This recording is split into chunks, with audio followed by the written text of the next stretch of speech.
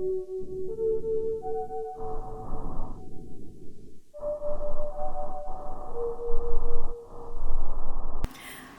friends, welcome back to another episode of the Plague Eldritch Anecdotes. I am your guide Ariana, and if you are watching this episode, I'm just going to let you know that it is Mother's Day. Yay! Happy Mother's Day to all the mamas,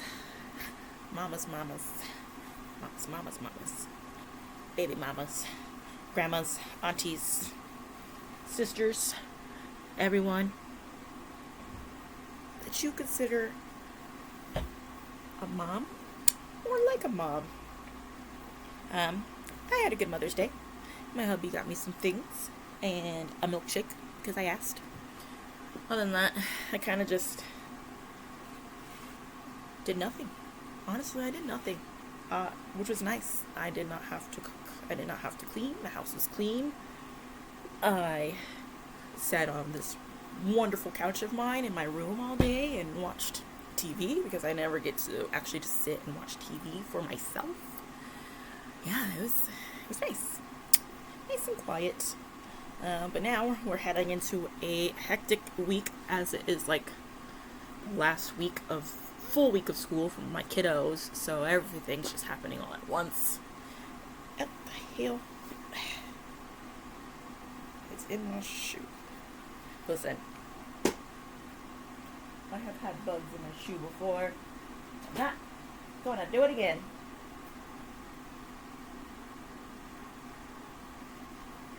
There's my sock.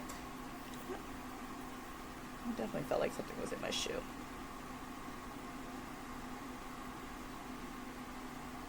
I bought this shoe rack that, like, it's essentially it floats, right? I'll have to show you guys one day. But it hangs off my back door that goes out to my backyard and has all my gym shoes on it and all my husband's shoes on it. And I did it because we used to have a shoe rack that was on the ground, but living in the fucking desert, we get the creepies and the crawlies, and I've had some creepies and crawlies find their way into my shoe. Thankfully, none of them have been scorpions or like black widows or anything of the sense. But other bugs and spiders, and yes, I've found a roach in my shoe once. My house isn't dirty. It's just like these fuckers. My neighbor's house, though, can't say the same for him. And then the other neighbors have like a freaking pool that they never clean. So there is that. Freaking never-ending war. But how have you guys been? If your moms, how was your Mother's Day? I want to know all about it. What'd you do for your moms? Okay, I don't see anything. Hold on, guys. I'm so sorry. This episode, for sure, is going to be around mothers. Flashlight. Let's be smart. I still can't see in this shoe. I'm getting ready for work at the same time, you guys, so sorry. So it's not going to be a crazy long episode. I think it's just my sock. I don't see anything. I'm going to be paranoid all day. You guys ever... Right? Oh, I figured it out. My shoe was dented right there, so it's pushing on my sock, which made it feel like there was something in my shoe. Makes all the sense in the world. Why is it dented right there? That's weird. Goofy. Look at me. I told you I was going to be paranoid for the rest of the day, but now I'm not going to be. That just feels so weird. Ew, I don't like that. I have to get that. It's like pushed in right on my big toe. But this episode is going to be dedicated to mamas. I have one decently long story, but the other one's not as long, so it's going to be rather quick.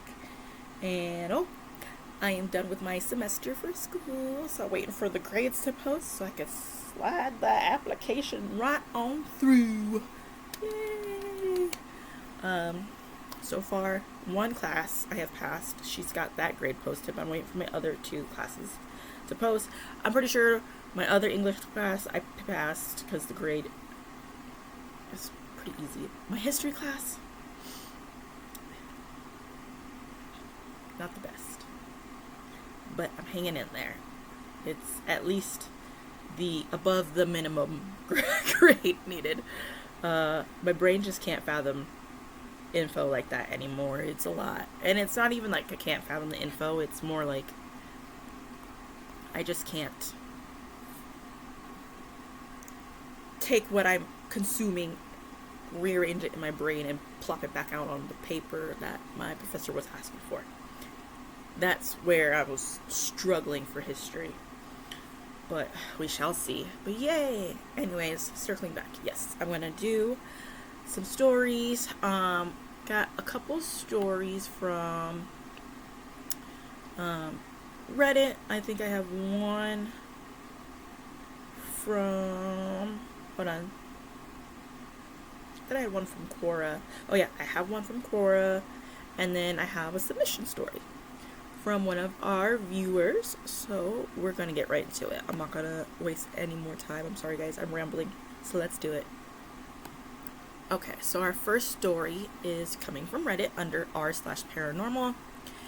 And it was posted 6 years ago by Great Big Dork, titled, "My Mom Told Me Happy Mother's Day." Not a huge or even interesting, but it made me smile really big. Back when my mom was really young, she and her younger brother read the book The Owl and the Puffin Bird. They adopted the names for themselves as kids, but hers stuck forever. The family, then friends, then everyone called her Puff. After that, my mom was Grandma Puff. Many people didn't know her real name. This morning, Mother's Day, I woke up and I decided to do a jigsaw puzzle on my phone. The picture? 2 puffin birds. I've done puzzles on this app for like 10 plus years, and this was the first time I got puffin birds. I smiled so hard this morning. Super cute. A little sign. Mom was around. I like that. I like when you get little signs from people who have passed on that were like really, really close to you or really meant something to you. I always think it's really cool. Sometimes, like me and my siblings, we'll get signs from our dad in different ways. Usually through songs. So I know like my sisters have experienced him playing songs by Prince on their radios when they're thinking about him. For me, usually, if I'm thinking about him, the first song that always comes on is Stand By Me. So, I love that. That's really cool. We're going to keep moving along. I told you it's not going to be a really long episode, this one. Okay. This next one, also from Reddit, under r/paranormal, posted a year ago by Expensive Fox 5018. When I was a little girl, around 7 or 8, I saw my mom's ghost. We were living in a rental unit, a small 2-bedroom duplex that had 2 living rooms, and my mom basically turned it into a 3rd room for herself. She had 2 large sliding glass doors that closed off her bedroom. She always worked 8 in the morning until about 6 or 7-ish at night. My older sister, at the time 16, was my guardian when my mom was at work or busy. My sister and I were very close, given our age difference. She basically treated me like the cool mom, and our mom was the strict one. Anyway, I'm rambling. So my sister and I walk in one day after she gets me from school. We get home and walk directly into the living room from the front door. My sister goes left to her bedroom, right off to the living room, and closes the door behind her. I specifically remember pulling off my backpack right in the middle of the floor of the living room. Immediately, I started walking through the living room to go straight into the kitchen. My mom's room is to the right of the living room.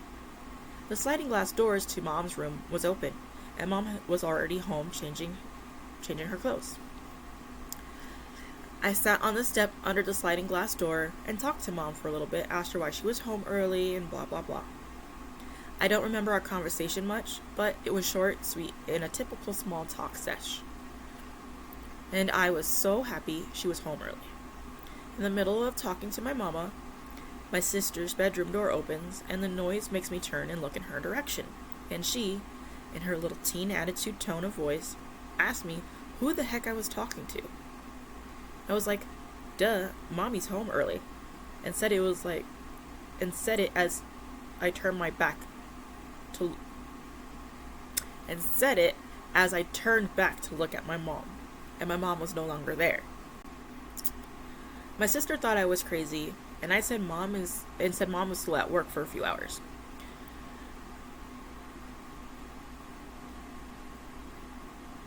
I was in shock and got up, calling for my mom and looking around the house for her. But my sister kept telling me I was crazy, but I just watched my mom change her clothes from work and had a full conversation with her, and then she just disappeared. This is one of the craziest things I've ever experienced to this day. I vividly remember the visual memory of seeing my mom and talking to her. My mom is still alive to this day, but this still drives me crazy when I think about it. How is this even possible? So I hear that this experience is common. People are saying it's a mimic possibility, but there's a specific word for it, like a word for like daydreaming. Let me see if I can figure out what that word is. Let's see.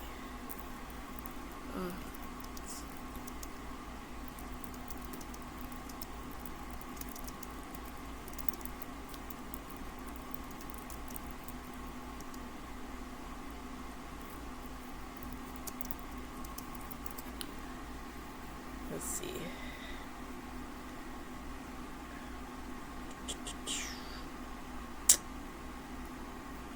Let me see if I can find this word. I might be able.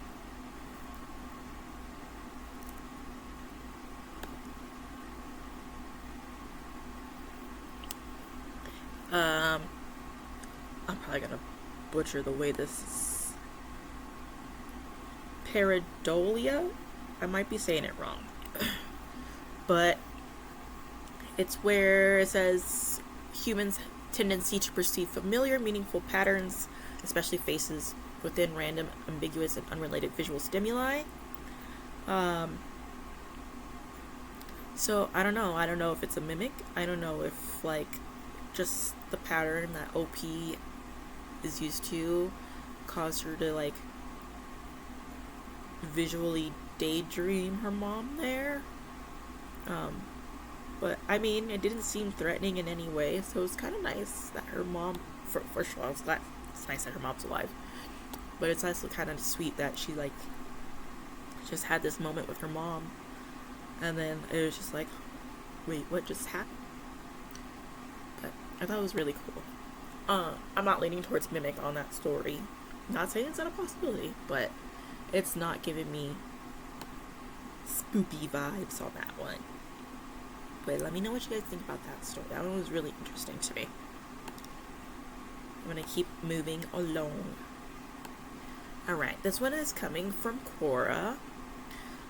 This one's under, I think, encounters, paranormal encounters is what I searched.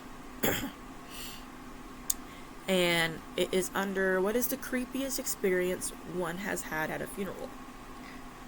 I don't think this one is necessarily creepy, but I was in high school and at my best friend's mother's funeral. Her mom was fun-spirited and always had a smile on her face. During the entire service, I sat with the family and I was considered family. After the service, guests were escorted out and I was told to stay. I sat in the church pews and cried while watching my best friend, her sister, brother, and father sob over the casket. Suddenly, I had a very eerie feeling come over me. I had a strong urge to move from my seat and move everyone else too. Some aunts, uncles, cousins that were sitting close by. I got up and began to move back. I whispered to everyone else that I thought we should give them space and move back as well. I told my friend's cousin, who I had met before, that we needed to move and something was weird. She helped me shuffle people back. Literally, as we sat back down 3 or 4 rows back, we heard a high-pitched noise and then 5 very loud pops. The light fixture above where I was sitting, each light bulb burst, one by one. My friend's dad looked like he was in shock, and then he smiled, looked over and said, "Mom is telling us it's time to go," which everyone laughed because it was just like her to cause a shock to deter everyone from being sad. So, a little dangerous, but it was kind of cool how OP got this feeling to push people back for Mom to kind of give a last one hurrah before going to the other side. It's always interesting how there are so many different ways of communication beyond this realm to anything, honestly, but I thought that was kind of cool. I don't know if I know the bulbs burst, so I just don't know how severely they burst. Or if it's kind of like, when a light bulb goes out, it's just like, kind of like that. Because I feel like if it was worse than just like a light blowing out, people probably would have gotten hurt. So, but I thought that one was really cool. I like that one a lot. Alright, our next one here, back to Reddit, under r/paranormal. This one was posted a year ago by Significant Bake 1918. Odd occurrences after Mom died. On May 24th, 2016, my mom suffered a sudden stroke while I was at a track meet. She was taken off life support 6 days later, May 30th, just 2 days before my birthday. I was also about to start high school the following fall. Her funeral fell off. The church lights flickered and suddenly shut off. The priest gave an odd stare at the ceiling that I can't explain. This summer, strange things began to happen in our house. The hallway bathroom door would slam shut despite no windows. Our old button radio turned on by itself. Footsteps echoed in the kitchen late at night, where my mom used to spend most of her time. The creepiest part? My lamp had a twist dial dimmer that would slowly turn on its own. I'd bury myself under the covers and call my dad to come fix it. It went on for 2 months. Not just creepy, but a constant haunting reminder. Eventually my dad brought in a priest to bless the house. After that, it all stopped. I know what I experienced. I wasn't mentally unwell, and I'm obviously doing fine now. I don't even believe in ghosts, but I still think about it. I just thought it was intriguing enough to share. I'm not dumb, not to sound cocky, and I'm just building up my rep here. I have always excelled in my studies and start a very competitive professional career in 2 weeks. Truth is, part of my standards of morals and professionalism. I hate liars. Ask me anything if needed. I'm not really sure why OP included that last bit. Maybe he's just in his head. It's interesting that he added that there. Maybe I'm just thinking, I think he's still kind of grieving. Just thinking back on it, and then, he just needs to, hype himself back up. As we all need to do. I really feel bad for OP around this time, stuff happening like that around birthdays and everything. It really kind of puts a damper on the mood, especially as time goes on. But it's interesting that he took it as creepy after Mom passed away instead of maybe soft, subtle signs that she was trying to communicate. Very residual energy, it seems like she's still on her routine, But it's also interesting that after the priest was brought in, it stopped. So who knows? It's always hard to tell. It's always better safe than sorry. But I thought that was a really cool, short, and interesting take for a Mother's Day story. A different stance, a different view on feelings for Mother's Day. So let me know what you guys think of those stories so far. This is our very last story, our follower submission. This was submitted by I Am Juliana Crystal, and this one is titled My grandma's last message came from the TV, and there is a trigger warning. All these stories might be sensitive. Oh, Cormac. This is Cormac. You can't go up this way. Oh my goodness. Come on. Got it? Come on, big butt. Oh, hold on. He's stuck. I gotta help him up. Alright, anyways. Cormac just squeezing himself in here. He's pushing me off the couch.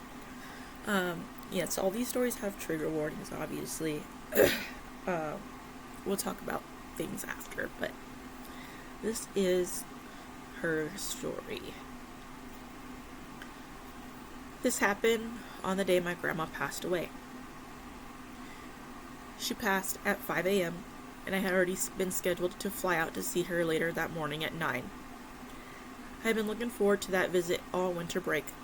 I truly believed I would make it in time, but her illness had gotten too strong and she couldn't hold on.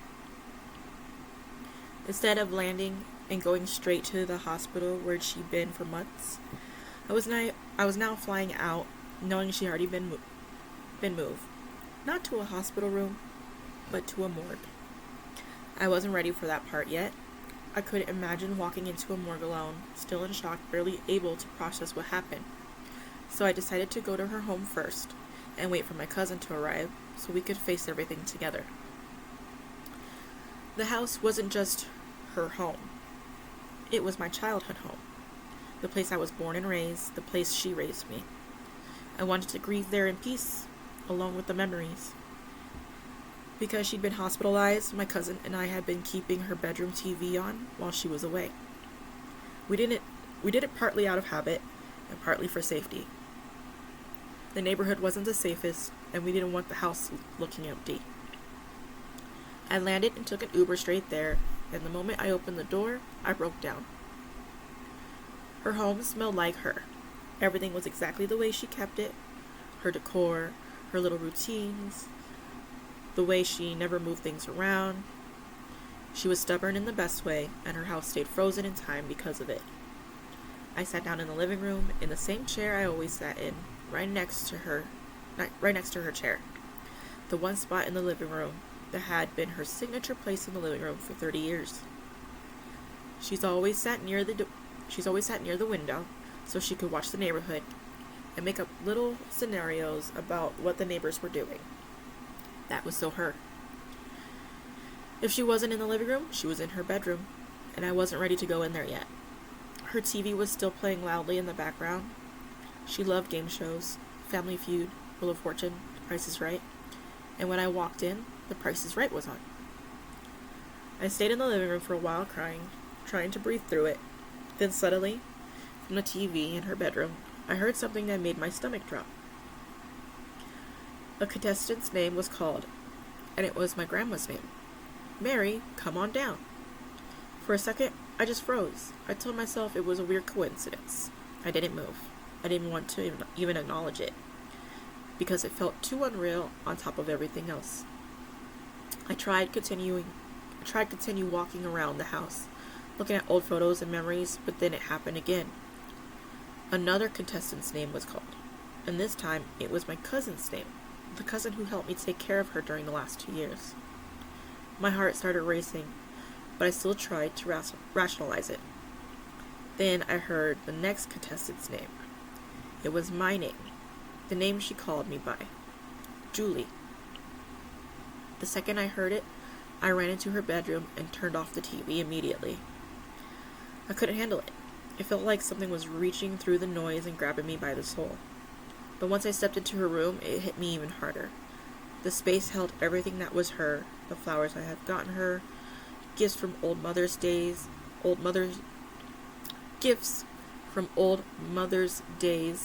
and birthdays, a blanket I made her with my kids' faces on it, pictures of my children that I printed over time.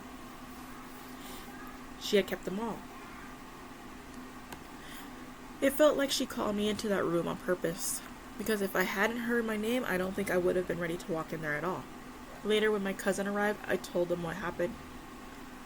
We both got chills. We just kept saying the same thing. What are the odds? 3 names, hers, my cousin's name, mine. All on the same episode, on the same day she died.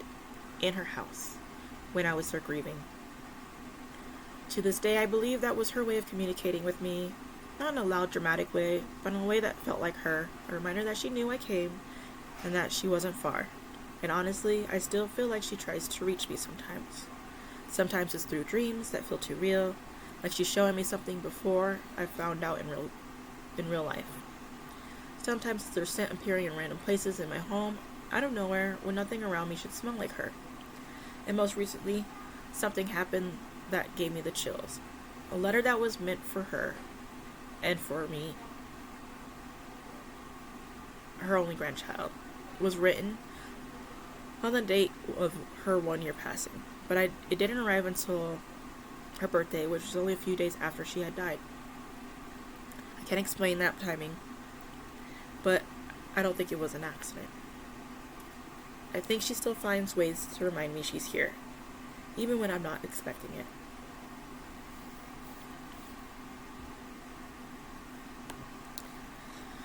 How sweet.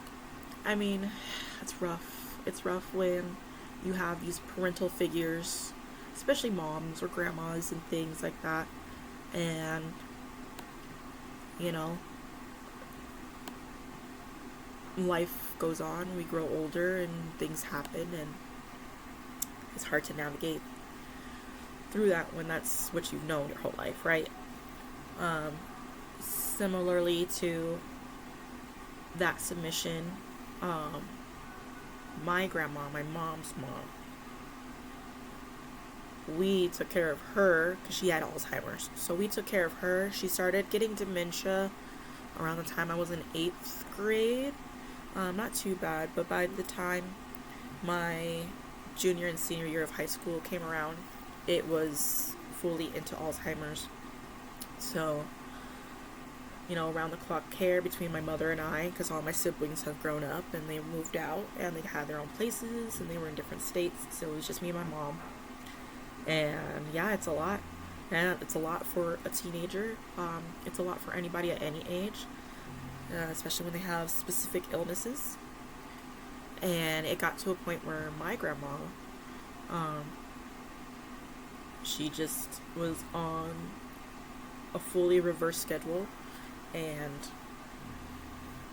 I remember 2 or 3 months before she passed, it got to a point where we could no longer physically care for her at home because we had to work and schedules were just not aligning anymore. It's not like today where you can have more flexibility with scheduling for things. So we decided that it was just time to put her into a home. As much as we didn't want to do that, we believe in taking care of our own as long as we can, as long as possible. But we put her in a home. She was there for about 2 or 3 months. And then, man, it was like 4 in the morning, which is typical because that was like the time my grandma would wake up and like start making her coffee, start getting breakfast ready for everybody. And then like my mom was waking up, getting ready for work before I got up for school and stuff like that. But at this time when she passed, I was already graduated and everything. So, I worked nights so that way I was at home during the day when I graduated, and that way my mom was home. But I remember it was like 4 in the morning. My mom came downstairs to the basement and she just told me at the time, and I kind of just sat up in my bed and I didn't say anything. During this time I was with a former partner, and I just remember he was just asking me like, "Are you okay?" And I just I didn't speak for like a week after my grandma passed. I didn't say a word to anybody. Not my mom, not him at the time. I didn't speak to my friends for a whole week. I just went to work and I kept my head down and I go home. I think that was like the only time I was not out and about doing what I wanted to do outside of work and like taking care of her. But the nice thing about it was that when the home care people, or the home care people called us, They told my mom that she was kind of her normal self, on her opposite schedule. She had sundown syndrome, so it was sleep during the day, awake during night. And they said she helped the nurses, passing out the medications to the patients that needed it at night. And she had a little snack, I think. And then she asked if she could take a shower. And then they said sure, so she took a shower. And then they said the next thing you know, when they went to check on her and they found her, she was like this. Like, she literally had her hands, and she went to, she was sleeping. That's it. Peaceful. And just, that was it. So, no hard feelings on that. It was really sweet. It was really nice.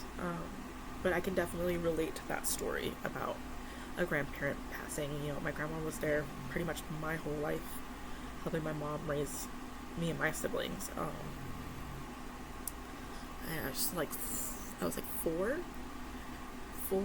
going on 5. Yeah, so it was preschool, kindergarten when she moved in with us and helped out my mom and stuff. So that's a long time, but I totally get it.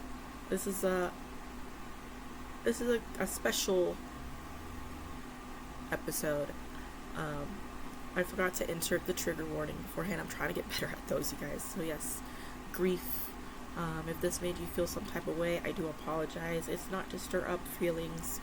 It's just to celebrate moms. Things happen. It's just interesting how, if you especially do have a good relationship with your mom and they are no longer here, how they communicate, right? The little things.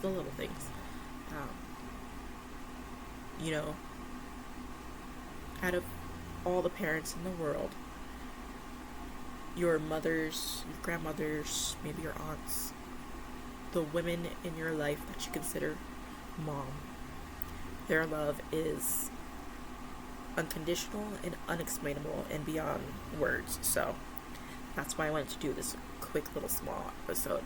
But I do apologize if I stirred up any emotions. But yeah, but those were our stories for this episode. Stay tuned for another episode this week. You're getting a double whammy.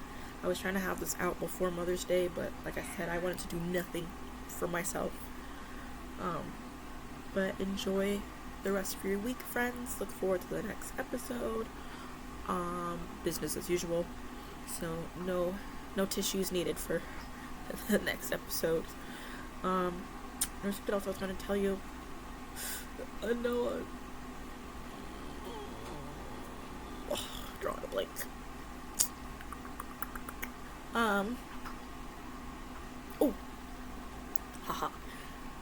I fixed the submission form. So if you're watching this and you want to submit it, the links are changed in my channel in the little description thingy. So if you want to submit those, go ahead. Or you can go on to Instagram and find the link, Sinister320. Of course, I don't know why Google was making people sign into their account to submit stories to me. Explains a lot.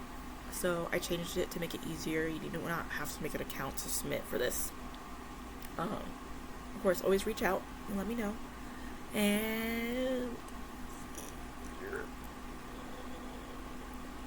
there might be something else, but I'll remember for next episode. Anyways, like, share, subscribe. You guys, please let your families know. Leave comments about what you thought of the stories. Maybe share something that you want to. It doesn't necessarily have to be someone who's passed for Mother's Day or anything, but if you have something relatable or anything, please, I'd love to hear it. But yeah, that's all for this episode, and I'll see you guys around. Bye.